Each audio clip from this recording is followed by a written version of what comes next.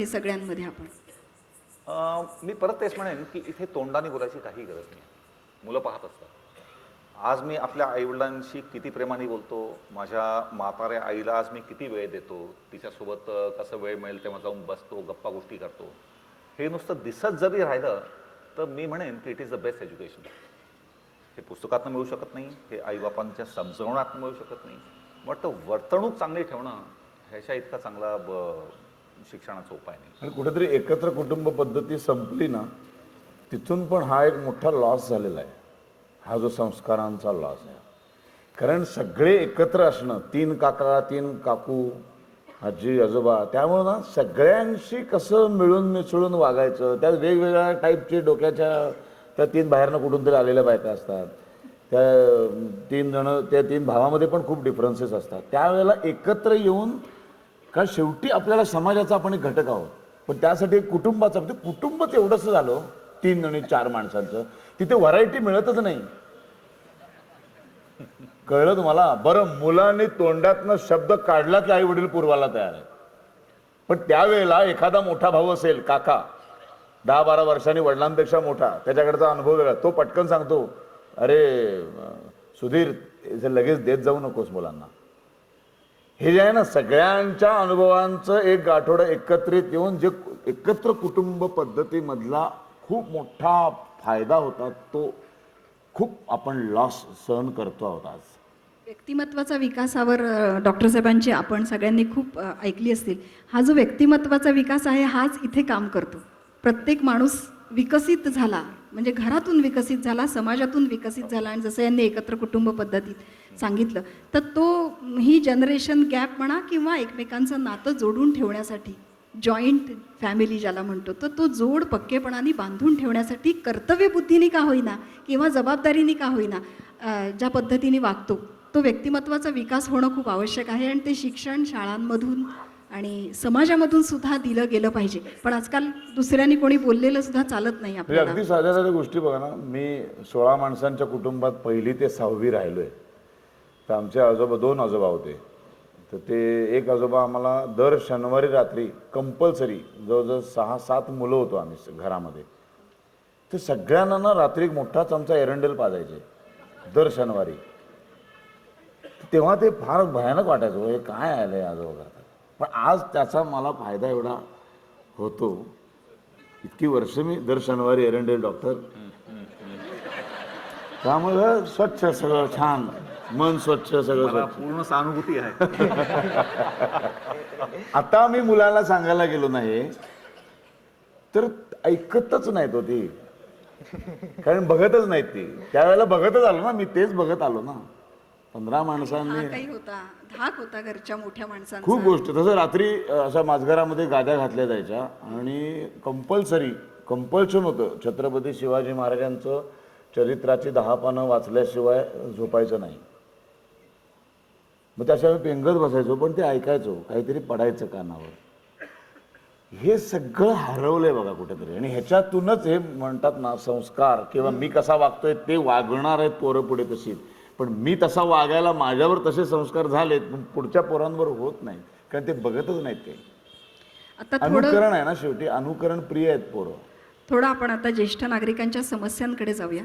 भावनिक समस्या आपण बोलतोच आहे, त्याच्याबरोबर आहेत त्या शारीरिक समस्या चैतन्याने सांगितल्या, काही फायनान्शियल पण प्रॉब्लेम्स आहेत, काही सोशल पण प्रॉब्लेम्स आहेत. आणि त्याच्याबरोबर सगळ्यात महत्त्वाची, ज्येष्ठ नागरिकत्वाकडे वाटचाल केल्यानंतर एकाकीपण येणं, जोडीदाराचा मृत्यू होणं, त्याच्यानंतर एकटेपणा वाटणं, भीती वाटणं, अशा वेळेला आजूबाजूला आपल्या कोणी नाही असं वाटणं, फायनान्शियली आपण स्टेबल नाही का अशी भीती वाटणं, आपण जर पडलो तर आपलं कोण काय करेल असं. तर ह्या सगळ्याची तयारी कशी केली पाहिजे आधी? आता यात बऱ्याचशा गोष्टी आहेत. माझ्या मते आता तुम्ही आर्थिक दृष्टिकोन मांडला. एक आर्थिकदृष्ट्या सबळ राहणं हे माझ्या मते अत्यंत महत्त्वाचं आहे. कारण पुढच्या वयामध्ये ज्या काही असुरक्षितता असतात त्यातली एक महत्त्वाची आहे आर्थिक असुरक्षितता. म्हणजे आता मला काही मेडिकल प्रॉब्लेम आला तर पैसे नाही, तर मला वाटतं हे तुम्ही जर म्हटलं की तरुण वयापासूनच तयारी कशी हवी, तर मला वाटतं प्रत्येक तरुणाने हा विचार करायला हवा की जेव्हा कधी मी रिटायर होईन, म्हणजे नोकरीमधनं किंवा बिझनेसमधनं, तर फायनान्शियली मी स्टेबल कसा राहील त्यावेळेला. म्हणजे मी 80 वर्षाचा असतो तर त्यावेळेला मला दरमहा एवढे पैसे हवेत, तर त्यासाठी आजपासून काय करावं लागेल.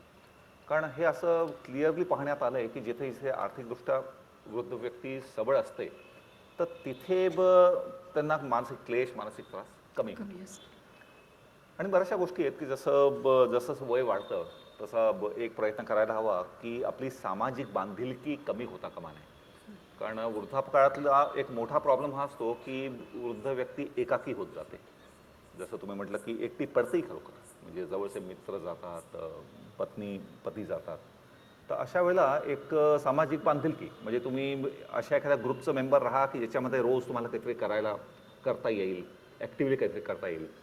आपण म्हणतो ना की something to look forward to. हे something to look forward to अत्यंत महत्त्वाचं आहे. म्हणजे मी आज संध्याकाळी काय करणार आहे, मला उद्या काय करायचं आहे, असं काहीतरी समोर एक दृष्टिकोन असणं हे खूपच आवश्यक आहे. फक्त आपल्याच वयोगटात नाही, पण मी तर म्हणतो की वेगवेगळ्या वयोगटातल्या लोकांशी सुद्धा संबंध कायम ठेवणं महत्त्वाचं आहे. आपलं वय होत चाललं आहे आणि आपण तरुण पिढीसोबत जर मिक्स होतोय तर त्याने एक वेगळी चेतना येते. म्हणजे मी बऱ्याचशा टीचर्सशी बोलतो, आता मी शिकवतो 2-3 कॉलेजेसमध्ये, आणि माझाही अनुभव आहे की जेव्हा पुढच्या जनरेशनसोबत आपण मिक्स होतो, गप्पा मारतो, तेव्हा आपलं वय होतं हे आपण विसरून जातो आणि स्वतः पण थोडं यंग आहोत असं एक आत्म वाटू लागतं. आणखीन काही महत्त्वाच्या गोष्टी म्हणजे ह्या की वाईट सवयींपासून शक्यतो लांब राहावं. कारण दारू कोणी घेत असेल तर कमीत कमी लिमिटमध्ये घ्यावी. स्मोकिंग टोटली बंद करावं, कारण स्मोकिंग कम्प्लिटली अँटी हेल्थ आहे, त्याच्यामागे जाता कामा नये. ह्या वयात मी पाहतो की भविष्याची काळजी हा एक फार कॉमन फॅक्टर आहे.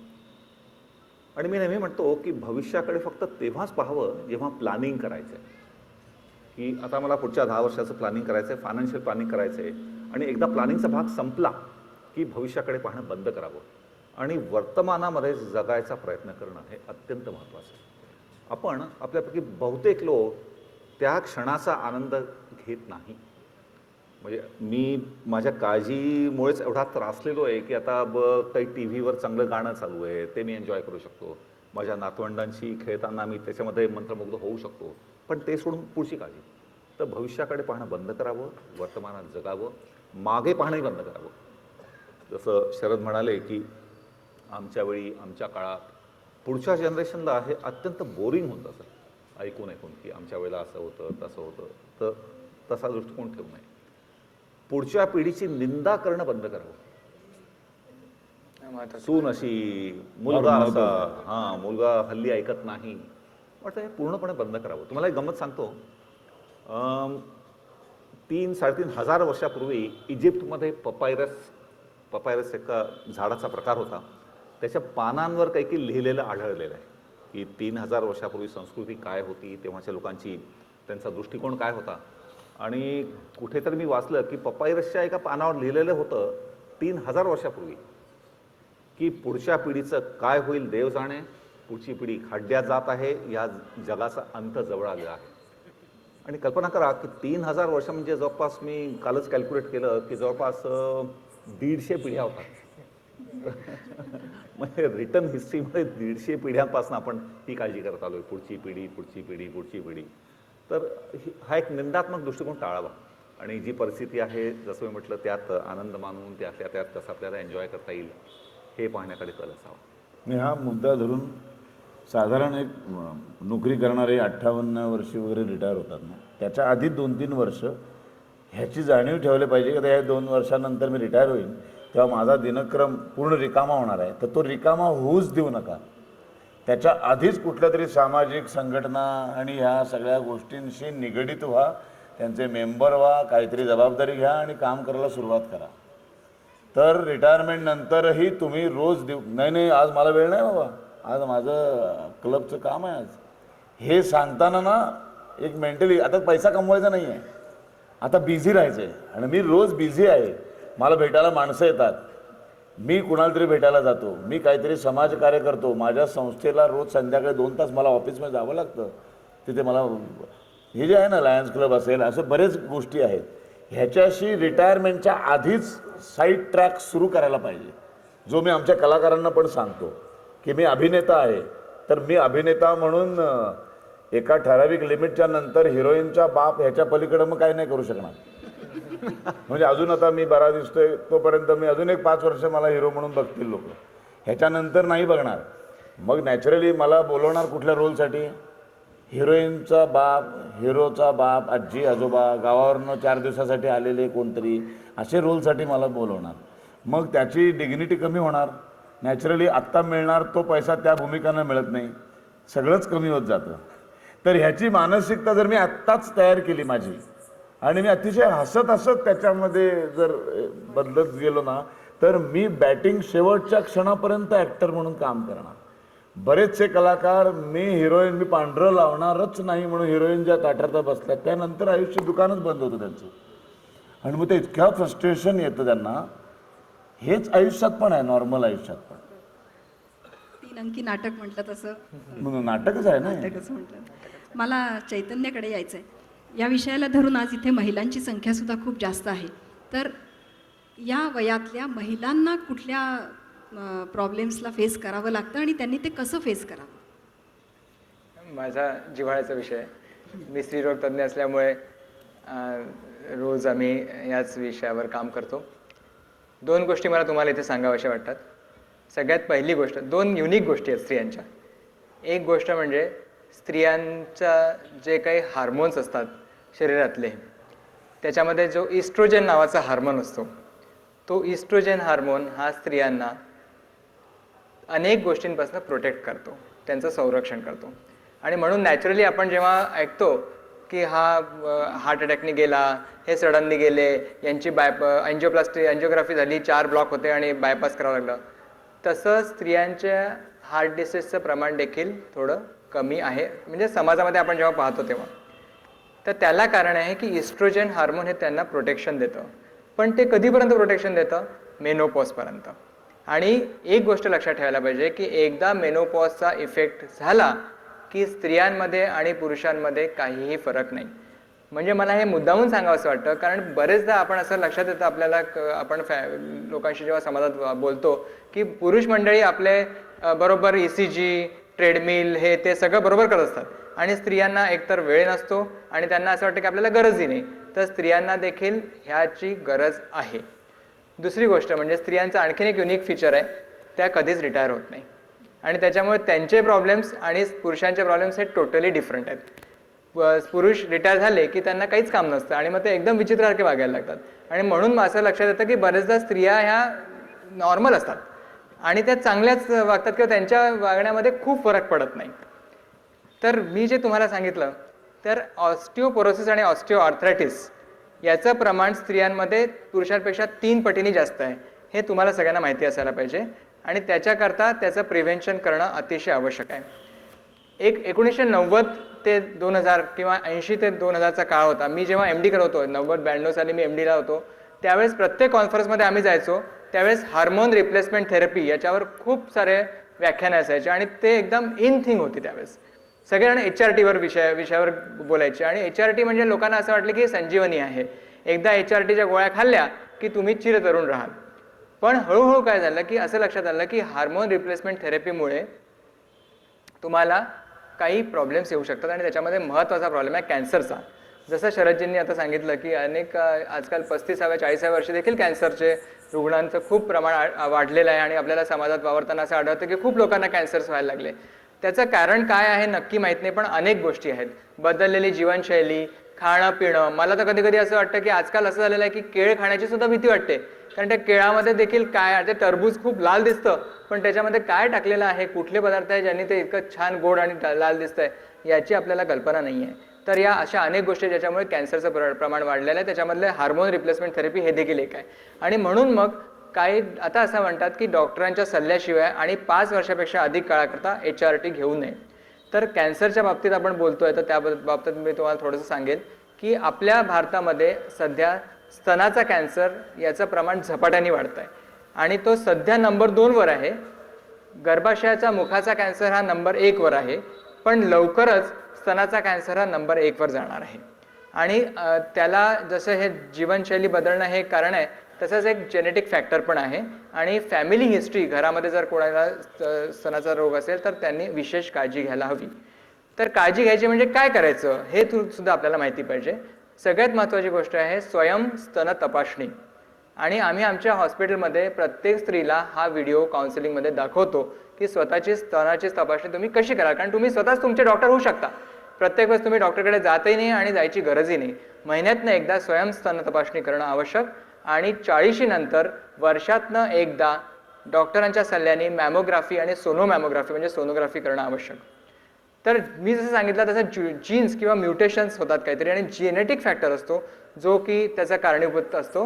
BRCA नावाचं, सर BRCA आहे ना मला वाटतं, BRCA नावाचा जीन आहे जो की ब्रेस्ट कॅन्सरचं प्रमाण वाढवतो आणि ते एक जेनेटिक टेस्ट असतात ज्याने तुम्हाला हे कळू शकतं. अँजेलिना जोली हिचं नाव तुम्हाला सगळ्यांना माहिती आहे. तिने ही टेस्ट करून तिला BRCAचं प्रमाण जास्त होतं तर तिला असं सांगितलं डॉक्टरांनी की तुला 87% चान्स आहे की पुढे भविष्यात तुला ब्रेस्ट कॅन्सर होऊ शकतो. आणि तिने आपले दोन्ही स्तन काढून घेतले. आणि नंतर तिला असं लक्षात आलं की आपल्या ओव्हरीजवर सुद्धा स्वेलिंग आहे. तिने तिच्या दोन्ही ओव्हरीज आणि दोन्ही ट्यूब्स पण काढून घेतले आणि ते पण वयाच्या 37व्या का 35व्या वर्षी. इमॅजिन करा, आपण तर इतक्या स्टेजला जाऊ शकत नाही. आपल्या भारतामध्ये तर फार नैराश्य आहे, डॉक्टरकडे लोक जातच नाही. पण मी तुम्हाला एवढं विनंती करेल की कमीत कमी तुम्ही या गोष्टी निश्चित करा. तसंच जसं मी सांगितलं गर्भाशयाचा मुखाचा कॅन्सर त्याच्याकरता फक्त एकच चाचणी आहे, पॅप स्मिअर किंवा पॅप चाचणी, जी 3 वर्षातनं एकदा 35 वर्षानंतर प्रत्येक स्त्रीनी करायला हवी. आणि आजकाल त्याचे वॅक्सिन्स पण आले आहे. हे तुम्हाला याच्याकरता सांगतो कारण आपल्या प्रत्येकाच्या घरामध्ये तरुण मुली आहेत ज्या मुलींचं लग्न झालेलं नाही आहे. 15 ते 20 वयोगटातील मुलींसाठी कॅन्सर सर्व्हिक्सपासून बचाव करण्यासाठी एक वॅक्सिन आलेलं आहे जे प्रत्येक मुलींनी स्वतः लावून घ्यायला पाहिजे किंवा प्रत्येक आईनी त्या मुलीला लावून घ्यायला पाहिजे. त्यांनी तिच्या भविष्यामध्ये तिला प्रोटेक्शन मिळू शकतं. आणि एक ओव्हरीचा कॅन्सर आहे जो अतिशय भयानक आहे याच्याकरता की त्याची लक्षणं लक्षातच येत नाही. आणि जेव्हा पोटामध्ये पाणी जमा व्हायला लागतं आणि वजन कमी व्हायला लागतं तेव्हा कळतं की ओव्हरीचा कॅन्सर झालेला आहे. पोटामध्ये डब्बं वाटणं, भूक न लागणं असे साधारण लक्षणं असतात जे लक्षात येत नाही. आणि जेव्हा सोनोग्राफी केली जाते तेव्हा लक्षात येते की अरे पोटामध्ये पाणी जमा झालेलं आहे आणि हा कॅन्सर खूप वाढलेला आहे. तर त्याकरता दर वर्षातनं एकदा सोनोग्राफी करायला हवी. आता मी सारखा सोनोग्राफीचा उल्लेख करतो आहे आणि ही सोनोग्राफी खूप बदनाम झालेली आहे. आणि आमच्या डॉक्टर सोनकुसे मॅडम इथे आहेत, त्या कॉर्पोरेशनच्या PNDTच्या इन्चार्ज आहेत, त्यांना माहिती आहे की परिस्थिती भीषण आहे. पण सोनोग्राफी मशीन किती महत्त्वाचं आहे हे इथून तुम्हाला लक्षात येतं. तर सोनोग्राफी आपल्याकडे जे मानसिकता आहे, स्त्रीभ्रूण हत्या जिथून जे सगळे सुरुवात झाली आणि त्यामुळे सोनोग्राफी करते त्याच नजरेने बघण्यात येतं, तसं नाही आहे. सोनोग्राफी हे आपल्यासाठी एक वरदान आहे ज्याच्याने खूप सारे आजार तुम्हाला लक्षात येऊ शकतात. आणि जाता आता मी आणखीन एक गोष्ट सांगतो, प्रोस्टेटचा कॅन्सर पुरुषांमध्ये जे काही कॅन्सर्स असतात त्यातला सर्वात नंबर 1चा कॅन्सर आहे प्रोस्टेटचा कॅन्सर. आणि प्रोस्टेटच्या कॅन्सरची जी लक्षणं आहेत ती लक्षणं आणि प्रोस्टेट वाढणं ज्याला आपण बेनाईन हायपरट्रोफी प्रोस्टेट म्हणतो त्याची लक्षणं जवळपास सारखी असतात. म्हणजे लघवी करताना थोडा त्रास होणं किंवा लघवीला वेळ लागणं, लघवी करताना दुखणं आणि कधी कधी लघवीतनं रक्त जाणं, हे जर असे जर सिम्पटम्स पुरुषांमध्ये असतील तर त्यांनी लक्षात घ्यायला पाहिजे की आपल्याला प्रोस्टेटचा त्रास सुरू झालेला आहे. आणि 50 नंतर हा त्रास जसं सगळ्यांना कॅट्रॅक्ट होतो जसं सगळ्यांना जवळपास प्रोस्टेट हे वाढण्याचा त्रास होतोच आणि तो होणार हे निश्चित. त्यातल्या काही लोकांना तो कॅन्सरचा असू शकतो. मागे मी युरोपमध्ये कुठल्या तरी एका विमानतळावर ट्रान्झिटमध्ये असताना बोर्डिंगच्या गेटच्या जवळ तिथे लिहिलेलं होतं, have you done your PSA test. आता हा अगदीच छोटासा संदेश होता पण तो किती महत्त्वाचा होता पहा. प्रोस्टेट स्पेसिफिक अँटीजेन नावाची एक टेस्ट असते ब्लडची, PSA नावाची. आणि त्या PSAच्या लेवलवरनं तुम्हाला कळू शकतं की तुम्हाला प्रोस्टेटचा आजार आहे की नाही.